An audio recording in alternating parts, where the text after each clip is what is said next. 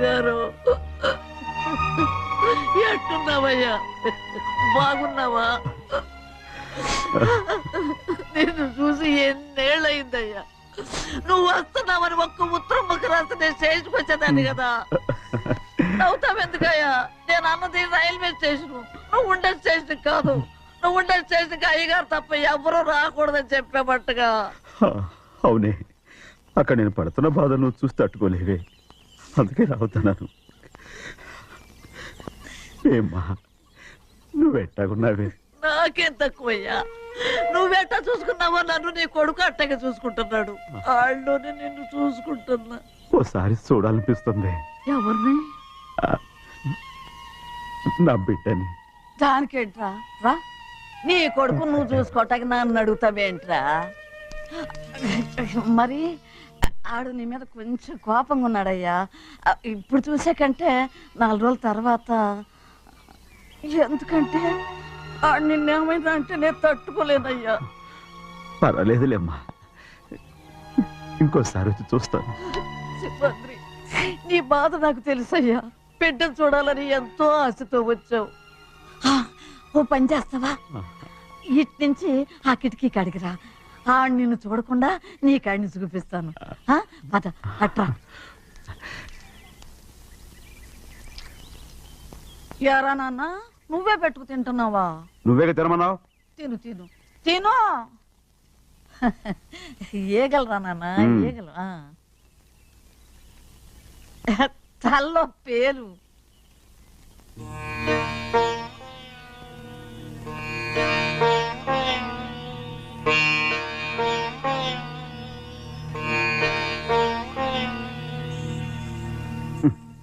రాయ్, ముక్కు మీద ఏమిట్రా? ఏం లేదా? ఏం లేకపోవటం ఏంటి? చూపిస్తాను. నువ్వెంత కాకబట్టినా నేను ఈ ఊరి నుంచి వెళ్ళటం ఖాయం. సరేలే, అట్టాగా వెళ్దు గాని. ఇగో చూడు. ఏం లేదులే, చెన్నై.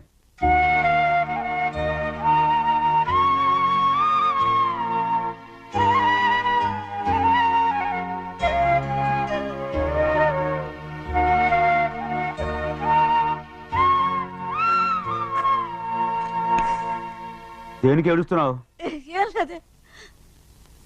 నువ్వేం బాధపడకే, నీ కొడుకంటే నేను బాగా చూసుకుంటాగా. నా బంగారు తండ్రి, నువ్వు బాగానే చూసుకుంటావయ్యా. నువ్వు బాగానే చూసుకుంటావు. దేనికి అర్థం? ఇందులో అందం చూసుకుంటే ఆనందం తినాగా. ఇటే వెళ్ళిపోవద్దు. అదేరా, అన్నం తినగానే వెళ్ళిపోవద్దు, కొంచెం ఆగు అన్నాను. నీకోసం నేను నువ్వులుండలు చేసి పెట్టా, అవి తిందు గాని. ఇక్కడ కూర్చుని నిదానంగా తిను.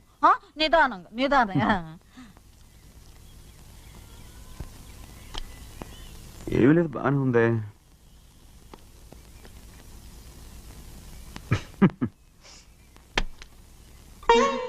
చూసావా అయ్యా, చూసావా? అచ్చ నీలాగే ఉన్నాడు కదా. వెళ్ళరా అయ్యా, వెళ్ళరా. సింహాద్రి, అయ్యగారింటికాడే ఉంటావు కదా, నేను అక్కడికి వచ్చి చూస్తా. వెళ్ళరా అయ్యా, వెళ్ళరా. అమ్మా, ఏనన్నా? ఆకలిగా ఉంది, కొంచెం అన్నం పెడతావా? ఎంత మాట అన్నావయ్యా. నీ చేతులతో అన్నం తిని ఎన్నిళ్ళైపోయిందో. పెడతానయ్యా, పెడతా. నోటి వెనక పక్కకు రా, నేను తీసుకొస్తా. పాపించదాన్ని అన్నం తింటావని కూడా అడగలేకపోయాను. తినయ్యా.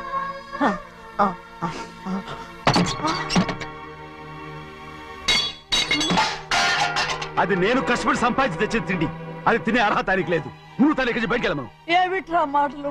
వాడు నీ కన్న తండ్రిరా. అదే నిజం అయితే మా అమ్మ నిజంగా ఇతంగా కనుంటే. అమ్మా చూడరాడు ఎంత మాట అన్నాడు. రాయ్, అందుకేరా ఆ భగవంతుడు ఆళ్ళగా నిన్ను పుట్టించాడు. ఊరుకోవే, ఊరుకో. మరి ఎట్టడిగాడో చూడరా నీ కొడుకు. ఏమైనా నాకు సంతోషంగానే ఉందమ్మా. ఏమిట్రా నువ్వు అనేది? అవునమ్మా, నాకంటే ఎక్కువగా పెద్ద మీద తను ప్రేమ అభిమానం పెంచుకున్నాడు, అందుకే అలా మాట్లాడుతున్నాడు. ఉంటానమ్మా. అయ్యా, ఆకలేస్తుంది, అన్నం పెట్టమని అడిగేవే. ఒక ముద్దన్నా తినకుండా వెళ్ళిపోతావా? పర్వాలేదులేమ్మా, ఇంకోసారి తింటాగా. ఆగరా.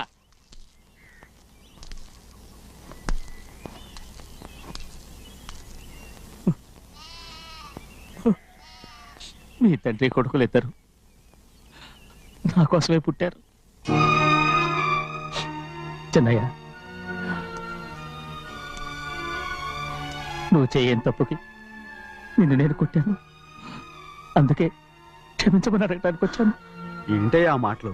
మీరు నన్ను క్షమించమని అడగడం ఏంటి? ఏ కారణం లేకుండా కొట్టే హక్కు మీకుంది. నాకంటే అన్ని అధికారాలు వాడికే ఉన్నాయి. ముందు మీ నాన్నని క్షమించమని అడగరా. అసలు ఆయన తండ్రి కాదంటుంటే ఆయన క్షమించమని అడగమంటారేంటి? వాడి నీకు తండ్రి మాత్రమే కాదురా,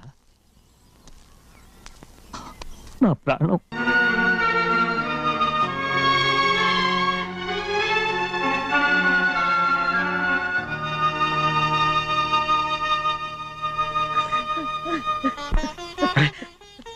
ఏంటమ్మా ఇది? సింహాద్రి, నీది చాలా పెద్ద మనసు అయ్యా. నువ్వు తప్పు చేయలేదని నాకు ఆనాడే తెలుసు. కానీ నీ యజమాని కూతురు చల్లగా ఉండాలని ఆ నిందు నీ నెత్తి మీద వేసుకుని 15 ఏళ్ళు ఆ నరక యాత్ర ఎట్ట అనుభవించావయ్యా. నువ్వు నా పెట్టవు కదయ్యా, నా పెట్టవు కాదు, చేతులెత్తి మొక్కాల్సిన దేవుడు అయ్యా. ఏంటమ్మా ఇది పిచ్చిదాల్లగా? ఇందులో నేను చేసినే ఉంది.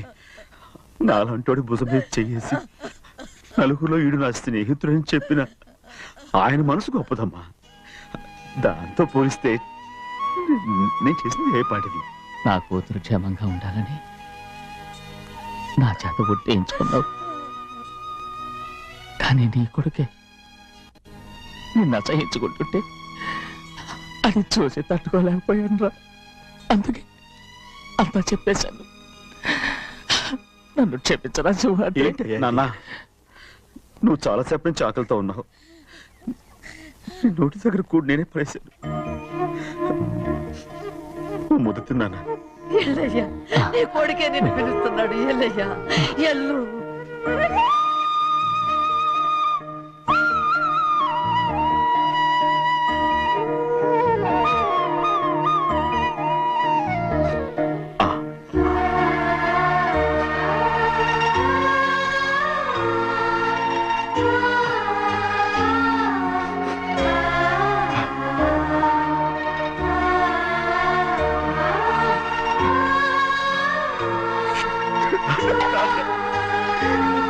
ఇంతకాలం నేను ఎంత తప్పుగా అర్థం చేసుకుంటాను. క్షమించాడా? లేనన్నా.